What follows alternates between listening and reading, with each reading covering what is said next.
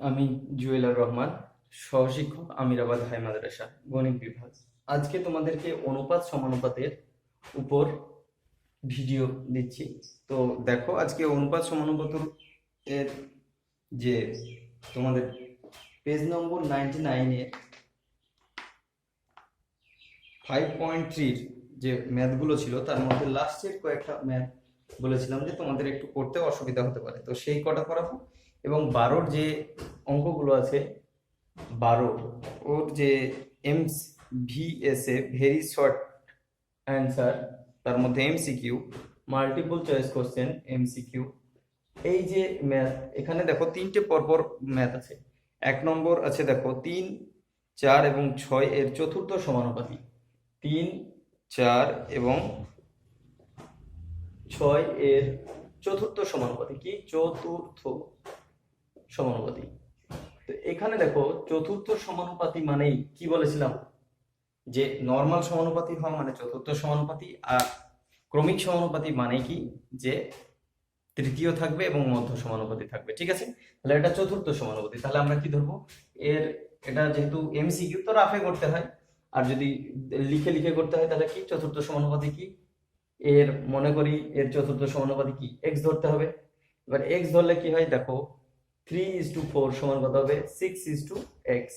তাহলে 3/4 সমান কত হবে? 6/x। বা দেখো 3x সমান হচ্ছে কত? 24। বা x সমান কত হচ্ছে দেখো 24/3 ইকুয়ালস টু কত? 8। তাহলে এই পদ্ধতিতে হলো। এরপরে দেখো যে 12 2 নম্বর অঙ্কটা, এক্ষেত্রে কিন্তু বলেছে যে তৃতীয় সমানুপাতি। চতুর্থর জন্য আমরা কি জানি? নর্মাল সমানুপাতি। কিন্তু 8 এবং 12, তোমাদের এই অঙ্কটা করে দেওয়ার মেন কারণ হচ্ছে যে চতুর্থ, তৃতীয় এবং মধ্য সমানুপাতি সম্পর্কে আর একটু ভালো ধারণা। কারণ হচ্ছে যে তৃতীয় মানেই অবশ্যই ক্রমিক সমানুপাতি, আর ক্রমিক সমানুপাতি হওয়া মানেই, ধরো যে আমরা ধরলাম কি তৃতীয় সমানুপাতি, তাহলে কি তৃতীয় মনে করে তৃতীয় সমানুপাতিটি কত হলো? তৃতীয়টি ধরো এক্স। তাহলে আমরা জানি কি তৃতীয় সমানুপাতি বা মধ্য সমানুপাতি যাই থাক না কেন, তার মানেই হচ্ছে সেটা কি ক্রমিক সমানুপাতি। আর ক্রমিক সমানুপাতি মানে কি? অতএব 8:12 সমান কত হবে? 12:x। বুঝতে পেরেছো? যেহেতু এটা ক্রমিক সমানুপাতি তাই এই 12টা কত দুবার হবে। তাহলে 8/12 সমান 12/x, দ্যাট ইজ কত? 8x সমান 144, বা 12 × 12 গুণটা না করাই ভালো। বা x ইকুয়ালস টু দেখো 12 × 12/8, 4 দিয়ে এটা কাটলো 3, 2 এই 2 দিয়ে 6, তার মানে কত? 18। এটা আশা করছি 3 নম্বর অঙ্কটাও পারবে। 3 নম্বরটা হচ্ছে কি মধ্য সমানুপাতি, আর মধ্য সমানুপাতি মানে কি এটাই। ঠিক আছে, এরপরে দেখো এ একটি ধনাত্মক সংখ্যা, 4 নম্বর অঙ্কটা। এটা পারবে, তোমাদের বইয়ে আছে, মানে তোমরা সহজ এগুলো পারবে। দেখো 5 নম্বর অঙ্ক, 5 নম্বর অঙ্কটা আমি করে দিচ্ছি। 12 5 নম্বর অঙ্কটা দেখো, 12 2a = 3b = কি 4c। তো এখান থেকে a:b:c চেয়েছে, a:b:c চেয়েছে। তো আমরা ধরো সাপোজ a b c এর অনুপাত একসাথে কি করে পারবো? ধরো সাপোজ a/2 সমান b/3 সমান যদি c/4 লিখতে পারি, তাহলে এখান থেকে a:b:c সমান কত লেখা যায়? 2:3:4। এটা যদি না জানো তো জেনে রাখো, যে a এর তলায় যত থাকবে তত, b এর তলায় যত, c এর তলায় তত। তাহলে আমাদেরকে a b c পাশে কিছু আনা যাবে না, সব কোথায় আনতে হবে? a b c এর নিচে আনতে হবে। তো এটা করার জন্য সবচেয়ে সহজ পদ্ধতি সেটা হলো a এর সামনে যেটা থাকছে, b এর সামনে যেটা থাকছে, c এর সামনে যেটা থাকছে, তাদের লসাগু দিয়ে ভাগ করে দাও। তাহলে এর সামনে কত? 2, 3 আর 4। 2 2 3 4 এর লসাগু কত হয় দেখো? 2 3 4 এর লসাগু কত? 12 হয়। তাহলে 12 দিয়ে ভাগ করে দাও, তাহলে 2a/12 সমান 3a/12 4c/12। তাহলে কত হচ্ছে দেখো? বা a বাই কত হচ্ছে 6 সমান b/4 সমান কত হচ্ছে? c/3। তাহলে a:b:c সমান কত হচ্ছে? 6:4:3। এই পদ্ধতিতে করবা এবং এটা খুব সহজ। ঠিক আছে, এরপরে 12 তাহলে এমসিকিউ এর সবগুলো হয়ে গেল। এবার আমরা সত্য মিথ্যাগুলো তোমরা নিজেরা করবে। এবং দেখো আমি তোমাদের করে দিচ্ছি, দেখো সি এর যে 2 নম্বর অঙ্কটা আছে, সি এর 2 নম্বর, 12 সি এর যে 2 নম্বর আছে, 12 সি এর যে 2 নম্বর অঙ্কটা আছে দেখো, a ইজ টু 2 সমান b ইজ টু 5 সমান c ইজ টু 8 হলে কি বলেছে, a এর 50% সমান b এর 20% সমান c এর কত পার্সেন্ট হবে। তাহলে এখানে আমরা প্রথমে a/2 সমান b/5 সমান c/ কত 8 লিখতেই পারি। এরপরে বলেছে a এর 50% সমান b এর কত পার্সেন্ট বলেছে, 20% সমান c এর কত পার্সেন্ট হবে তাই বলেছে। ঠিক আছে, তাহলে এইটা করার জন্য দেখো এর 50%, বি এর 20%, সি এর কত পার্সেন্ট, এটা করার জন্য হয় এদিক থেকে করতে পারি, ওখান থেকে করতে পারি। এইটা থেকে এটা মিলানোর চেষ্টা করব, অথবা এটা থেকে ওটা চলে যাব, তাও হবে। দেখো সাপোজ এর সাথে যদি আমি এখান থেকে যদি করি, তাহলে a ইন্টু 50/100 সমান b into 20/100 equals to c into, এটা ধরো সাপোজ x, তাহলে x/100, তাহলে কত হচ্ছে দেখো, এটা a/2 সমান b/5 সমান কত, c ইন্টু x/কত 100। দেখো এখানকার এই দুটোর সাথে সমান, তাহলে এখান থেকে কি বলতে পারো যে এই যে জায়গাটা c/x আর এই যে এখানের যেটা পড়ে আছে সেটা কি হবে, সমান হবে।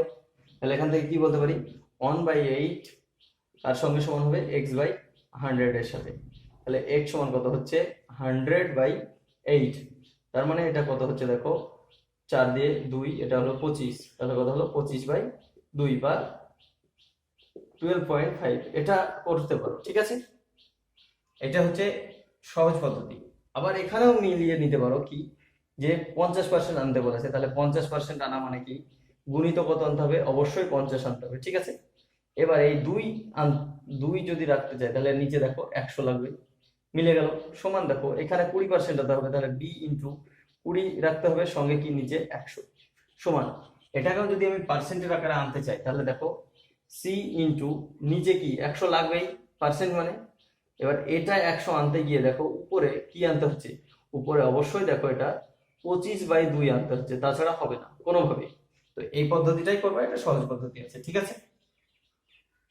এই এই অঙ্কটার মতোই একবারে সেম অঙ্ক আছে তোমাদের, দেখো 13 যে অঙ্ক আছে, এই যে অঙ্কটা করলাম এতক্ষণ ধরে, সেটা মতোই হচ্ছে 13।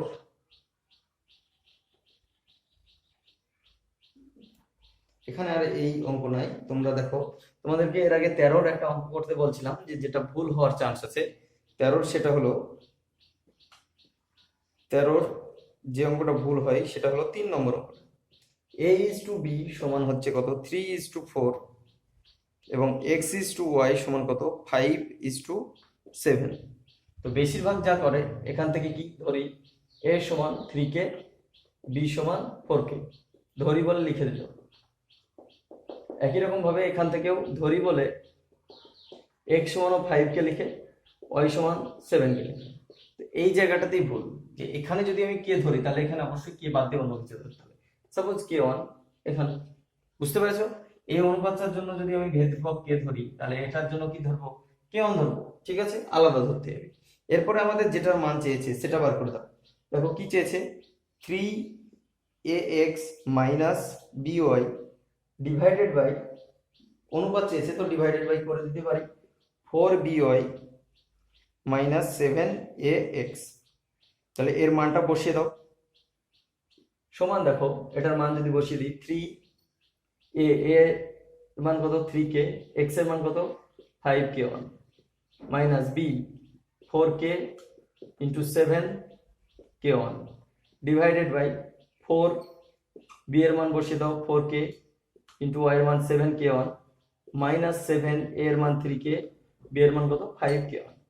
এবার এটাকে যদি আমি সলভ করি, তাহলে কত হচ্ছে দেখো, 3 3 9, 5 9 45 k1 minus 28 k1 divided by, এটা দেখো গুণ করার পরে কত হচ্ছে, সেটা হলো 4 16, 16 ইন্টু 7 করে দাও, কত হচ্ছে 6 7 42, 4 112 k1 মাইনাস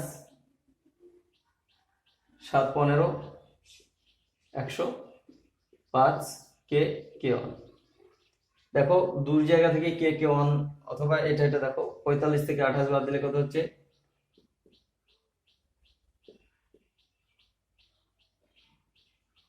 17।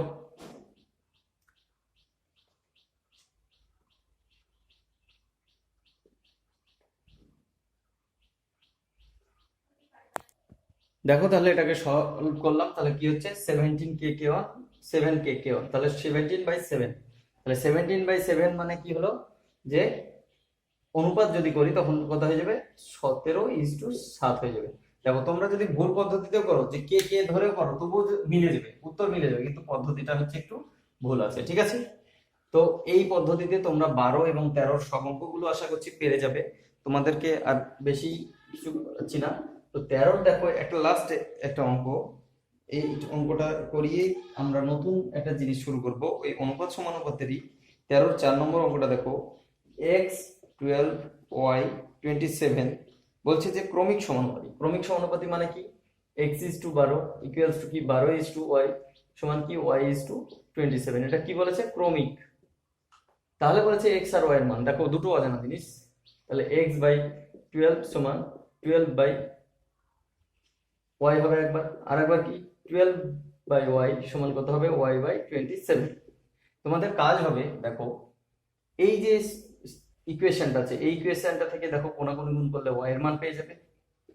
এই y এর মান যদি এখানে পুট করো তাহলে দেখো এখানে y এর মান বসিয়ে দিলে শুধুমাত্র একটাই অজানা, সেটা হলো x, তাহলে x এর মান পেয়ে যাবে, ঠিক আছে। তাহলে এই পদ্ধতিতে তোমরা বার করবা, প্রথমে এই জায়গাটা থেকে y এর মান বার করে ওখানে বসিয়ে দিতে হবে, ঠিক আছে। তাহলে আমাদের যে সূত্রগুলো শিখিয়েছিলাম সেই সূত্র অনুযায়ী যতগুলো অঙ্ক করা যায় সবগুলো করিয়ে দিলাম।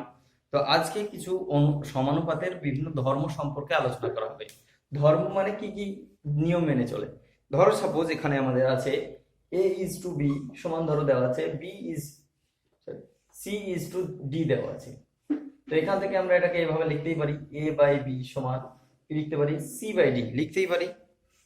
এরপরে কেউ যদি ভাবে যে এটাকে এখানে দিবে এটাকে এখানে দিবে, দেখো একই থাকে না আলাদা, বা বা a বাই c সমান কি করেছে b বাই d। দেখো ছিল এইখানে c দিয়ে দিয়েছে এখানে, এখানে ছিল এটা, দেখো একই জিনিস থাকে, কোনাকুনি গুণ করো একই জিনিস হয় ad আর দেখো bc, এখানেও ছিল দেখো ad আর bc, তাহলে এটা লেখা যায়। তো এটা লেখা মানে যদি এটাকে অনুপাত করে লেখি তাহলে কি হচ্ছে a is to c সমান কি হচ্ছে b is to d, ঠিক আছে। তাহলে ছিল a is to b সমান c is to d আর হয়ে গেছে এইটা, দেখো b c এর জায়গায় c b এর জায়গায় চলে আসছে, দেখো b c এর জায়গায় c b এর জায়গায় চলে আসছে। তো এই পদ্ধতিটাকে বলা হয় একান্তর প্রক্রিয়া, ঠিক আছে, একান্তর প্রক্রিয়া। অনুপাতের এই ধর্মটাকে বলা হয় কি বলা হয় একান্তর প্রক্রিয়া, একান্তর প্রক্রিয়া। তোমাদেরকে একটু বলে দিচ্ছি যে আমরা অনুপাতের যেটা এইটা না মনে রেখে আমরা চেষ্টা করব এইটাকে মনে রাখা, ঠিক আছে। আমরা কি বললাম যে অনুপাতের এই ধর্মটা, যদিও এটা এই ধর্মটা ইম্পর্টেন্ট ধর্ম না, তবুও আমরা কি বলছি যে অনুপাতের ধর্মটাকে মনে না রেখে আমরা কি ভগ্নাংশের যে ধর্মটা হচ্ছে এই যে উল্টে যাচ্ছে এটা মনে রাখবো, ঠিক আছে। এরপরে ধরো সাপোজ এই রকমেরই আছে, ধরো কেউ যদি আমরা ভগ্নাংশকে কি করতে পারি উল্টে দিতে পারি। তো এটাকে যদি কেউ এইভাবে b বাই a লিখলো আর এটাকে যদি ধরো সাপোজ d বাই c লিখলো, একই থাকবে না আলাদা থাকবে। দেখো কোনাকুনি যদি গুণ করি তাহলে কি ad, এই কোনাকুনি গুণ করো bc, ad bc, তাহলে কি হচ্ছে একই থাকছে। তার মানে এটাকে যদি আমি অনুপাতের আকারে লিখি তাহলে b is to a সমান d is to c। দেখো এখানে যা ছিল তার উল্টো, ab ba cd dc, তাহলে এটা যদি হয় তাহলে এটাও হয়, বুঝতে পেরেছো। তাহলে a is to b সমান যদি c is to d হয় তাহলে একবার কি দেখলাম bটা c এর জায়গায় যেতে পারে, cটা b এর জায়গায় যেতে পারে, এটা করলেও সমান হয়। আবার এখান থেকে এটাও বলা যায়, ঠিক আছে। তো এই যে ধর্মটা এই যে উল্টে গেছে দেখো বা বিপরীত হয়ে গেছে, তো এই প্রক্রিয়াটাকে বলা হয় কি বিপরীত প্রক্রিয়া। কি বলা হয় বিপরীত প্রক্রিয়া, এটাকে বলা হচ্ছে বিপরীত প্রক্রিয়া। এরপরে ধরো যে সাপোজ এই দুটো জাস্ট আমরা জেনে রাখবো, তাই এগুলোর ব্যবহারিক প্রয়োগ খুব কম আছে। এমনিতে তোমরা নিজেরাই এমনি জানো, অনুপাতে যদি নাও শিখতে তাও তোমরা যেহেতু গুণের ধর্ম জানো তাহলে এটা এমনিতেই পারতে। এরপরে যদি suppose a is to B সমান b is c is to d, এটা একটা অনুপাত। এখান থেকে আমি সাপোজ করলাম a বাই b সমান c বাই d, এটা করতেই পারি। এবার ধরো a বাই b প্লাস 1 করলাম, এখানেও দেখো c বাই d প্লাস 1 করলাম। দুই দিকে তো আমি নিজের ইচ্ছা মতো, কেউ 1 যোগ করেছে 2ও যোগ করতে পারে 3ও যোগ করতে পারে, নিজের ইচ্ছা মতো। তো ধরো যে এখানেও যা আছে এখানেও তাই আছে, তার সাথে এখানে যা যোগ করে দিলাম, সমান সমান জিনিস যদি যোগ করি তাহলে তো একই থাকবে। ধরো যে একটা দাড়ি পাল্লা সমান সমান অবস্থায় আছে, এদিকে যদি 5 কেজি দিই ওদিকেও যদি 5 কেজি দিই তাহলে কি সমানই থাকবে। তো ওরকমই এদিকেও 1 যোগ করেছি এদিকে 1 যোগ করেছি, তাহলে কি সমান থাকলো। এবার এটাকে যদি আমরা ভগ্নাংশের যোগ বিয়োগ করি তাহলে দেখো লসাগু b হচ্ছে, উপরে কি হচ্ছে a প্লাস b, আর এইটা দেখো নিচে হচ্ছে d, উপরে হচ্ছে কি c প্লাস d। এটাকে যদি আমি অনুপাতের আকারে লিখি তাহলে দেখো হচ্ছে কি a plus b is to b সমান c plus d is to d। দেখো এইটাতে কি হয়েছে, দেখো যোগ হয়ে গেছে, এটাতে কি করা হয়েছে যোগ করা হয়েছে। দেখো প্রথমে হচ্ছে এই দুটো যোগ ইজ টু বি, এই দুটো যোগ ইজ টু ডি। এটা মনে থাকতে পারে নাও থাকতে পারে। এই পদ্ধতিটাকে কি বলা হয় যোগ প্রক্রিয়া, যোগ প্রক্রিয়া, এটাকে বলা হয় যোগ প্রক্রিয়া বা কম্পাউন্ডেন্ডো, ঠিক আছে, ইংরেজিতে বলা হয়। তো এইটা মনে না থাকুক বা না থাকুক, কিন্তু অবশ্যই এইটা মনে রাখতে হবে। এইটা যদি লাইনটা স্কিপ করে দিই তাহলে দেখো এই জায়গাটা সহজভাবে যদি বোঝাই তাহলে কি হচ্ছে, দেখো এখানে এই জায়গাটা কিন্তু মাথায় রাখবো, এটাকে কি বলা হয় যোগ প্রক্রিয়া। যদি অনুপাত দিয়ে যদি আমরা না দেখি, ভগ্নাংশ দিয়ে যদি দেখি তাহলে এটাই হচ্ছে কি, প্রথমে উপরে হচ্ছে দুটো যোগ নিচে নিচেরটা, দুটো যোগ নিচে নিচেরটা। ধরো যে সাপোজ এরকম আছে যে 2 বাই হয়তো 3 সমান আমরা সবাই জানি কি হচ্ছে 8 বাই 12। তাহলে এখান থেকে যদি যোগ এই যোগ প্রক্রিয়াটা যদি অ্যাপ্লাই করি তাহলে কি হবে 2 প্লাস 3 বাই 3 সমান কত হবে 8 প্লাস 12 বাই 12। দেখো সমান হচ্ছে কিনা 5 বাই 3, আর এটা দেখো 20 বাই 12, 20 দিয়ে কেটে দাও, দেখো কত হচ্ছে, দেখো 3 আর 4 5, দেখো সমান হলো। তাহলে আমরা কি যে যোগ প্রক্রিয়া এটাই, যে একবার কি হবে উপরে হচ্ছে দুটো যোগ আর নিচে নিচেরটা, ঠিক আছে। তাহলে এইটা যোগ প্রক্রিয়া, এই যে লাইনটা এই লাইনটা অবশ্যই মনে রাখবা, ঠিক আছে, যেটা হয়।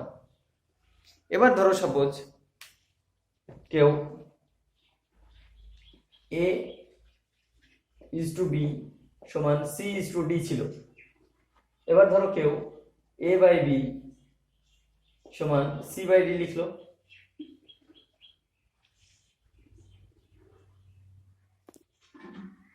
এবার ধরো আগেরটাই যেমন এক যোগ করেছিলাম, এবার তো কি এক বিয়োগ করতে পারি। তাহলে a বাই b মাইনাস 1 সমান c বাই d মাইনাস 1।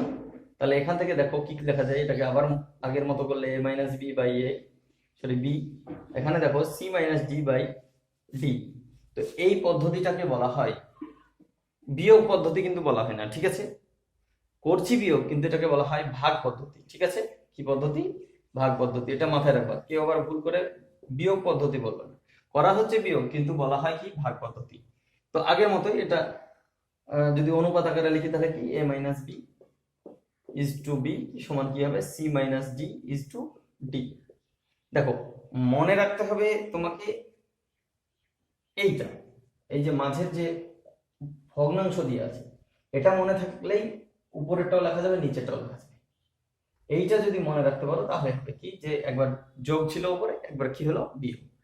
এবার আমরা এতক্ষণ ধরে যে দুটো জিনিস শিখলাম, একটা হলো যোগ প্রক্রিয়া আর একটা যদি ভাগ প্রক্রিয়া, এই দুটো প্রক্রিয়াকে আমি যদি পাশাপাশি লিখি তাহলে দেখো একবার হচ্ছে a ইজ টু b সমান যদি c ইজ টু d হয় তাহলে কি লেখা যাচ্ছে যোগ প্রক্রিয়া অনুযায়ী a plus b by b সমান c plus d by d। এটা কোন পদ্ধতি? যোগ প্রক্রিয়া, যোগ প্রক্রিয়া অনুযায়ী। আবার এটাকেই লেখা যাচ্ছে কি a minus b by b সমান C minus D by D. এটা কোন প্রক্রিয়া অনুযায়ী? ভাগ প্রক্রিয়া। সাপোজ ধরো যে এটা 1 নম্বর, এটা 2 নম্বর, ধরো এরকম আছে 2 x সমান y আছে, আর একটা হয়তো আছে p সমান q। তাহলে আমরা কি x বাই p সমান q y বাই q লিখতেই তো পারি, দুই দিকই তো সমান, তাহলে এটাকে এটা দিয়ে ভাগ, এটাকে এটা দিয়ে ভাগ করতেই পারি। তো ওরকমই যদি আমি করি, এই 1 নম্বর সমীকরণ এবং 2 নম্বর সমীকরণকে যদি আমি ভাগ করে দিই, তাহলে কি পাচ্ছি দেখো, a plus b by b, তাকে কি দিয়ে ভাগ, a minus b by b দিয়ে ভাগ, সমান c plus d by d, তাকে কি দিয়ে ভাগ, c minus d by d দিয়ে ভাগ। ঠিক আছে? বা কি হচ্ছে দেখো, এটা a plus b by b, নিচেটা কি হয়, উল্টে যায়, তাহলে b বাই কত হয়ে যাবে, a মাইনাস b। একই রকম ভাবে এটা দেখো c plus d by d into উল্টে যায়, তাহলে কি হচ্ছে d by c minus d, d d কেটে গেল, b b কেটে গেল, তাহলে কি পড়ে যাচ্ছে দেখো, a plus b by a minus b সমান কি হচ্ছে, c plus d by c minus d। এই যে পদ্ধতি, এই পদ্ধতিটাকে বলা হয়, কি করা হয়েছে, যোগ প্রক্রিয়া এবং ভাগ প্রক্রিয়া একসাথে করা হয়েছে, তাই এটাকে বলা হয় যোগ ভাগ প্রক্রিয়া। এতক্ষণ অবধি যতগুলো শিখেছো তার মধ্যে সবচেয়ে এটা ইম্পর্টেন্ট, যোগ ভাগ প্রক্রিয়া। যোগ ভাগ প্রক্রিয়া মানে দেখো, প্রক্রিয়া মানে একবার হচ্ছে, এটা যদি অনুপাত বাদ দিয়ে যদি বলি, এটা ছিল কি, এটা ছিল দেখো a বাই b সমান কি ছিল, c বাই d।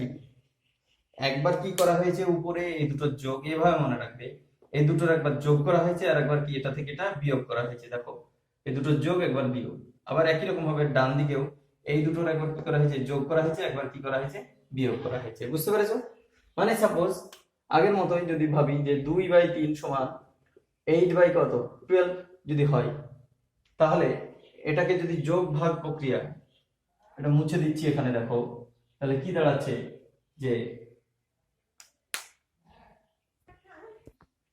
দেখো এটাতে ছিল কি, যে বললাম 2/3 সমান কত, 8/12। যোগ ভাগ প্রক্রিয়া মানে কি, একবার এই দুটো, বা 3 বাই উপরেরটা যদি বড় হয়, 8 এটা ধরো 3/2, ছোট হলেও কোনো অসুবিধা নাই, তবুও আমি দেখলাম একটা, তাহলে এটা থেকে এটা একবার যোগ, আর একবার কি এটা থেকে এটা বিয়োগ, সমান এটা থেকে এটা যোগ, আর একবার কি এটা বিয়োগ। দেখো একবার মিলিয়ে নিই হচ্ছে কিনা, 3 আর 2 5/1 সমান দেখো এটা 20/4। দেখো 20/4 করলেও কত হচ্ছে, 5/1 হচ্ছে, তাহলে এদিকেও 5/1 এদিকেও 5/1, তাহলে সমান হলো। তো এই পদ্ধতিটাকে বলা হয় যোগ ভাগ প্রক্রিয়া। ঠিক আছে? তো এইটাকে বলা হচ্ছে কি, যোগ ভাগ প্রক্রিয়া। দেখো এইরকম যদি থাকে a/b সমান c/d e/f, তাহলে এটাকে আমরা করতে পারি এরকম ভাবে, করতেই তো পারি। এরপরে ধরো যে একটা জিনিসের মান নির্ণয় করবো, a প্লাস c প্লাস হয়তো e divided by b plus d plus f এর মান বার করবো। এখান থেকে দেখো যদি হিসাব করি, তাহলে a সমান কত হচ্ছে, b কে, এখান থেকে দেখো c সমান কি, d কে, আর e সমান কত হচ্ছে, f কে। ঠিক আছে? তো a c এর মান বসিয়ে দিই, তাহলে a এর মান কত, b কে, প্লাস c এর মান হচ্ছে d কে, e এর মান হচ্ছে f কে, আর নিচে দেখো b plus d plus f আছে, সমান কে কমন নাও, তাহলে কি হচ্ছে, b plus d plus f divided by b plus d plus f। দেখো এটা কাটলো, তাহলে কি হয়ে গেল, কে।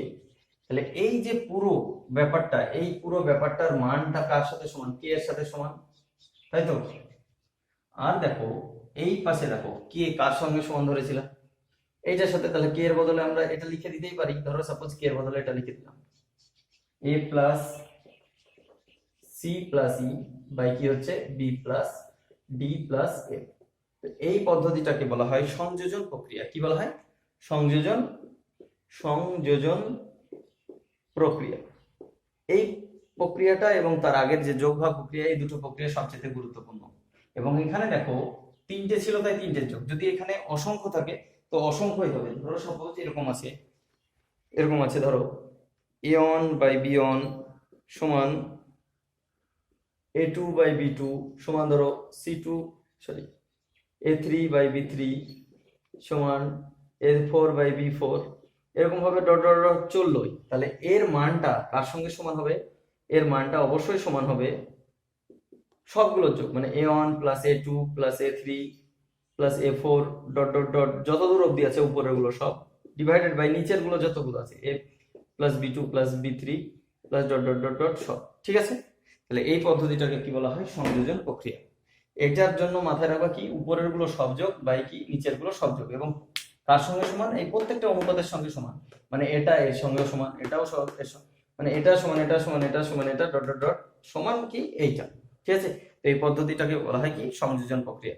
তোমরা যতগুলো ধর্ম শিখালাম তার মধ্যে যোগভাগ প্রক্রিয়া এবং সংযোজন প্রক্রিয়া খুবই গুরুত্বপূর্ণ। আর তোমরা যে বইয়ে আগে ভালো করে উদাহরণগুলো দু একটা দেখবে, এই পদ্ধতির প্রয়োগ এবং পদ্ধতিগুলো সম্পর্কে বইয়ে ভালো করে দেখবে, তারপরে অঙ্ক করাবো এর পরের ভিডিওতে।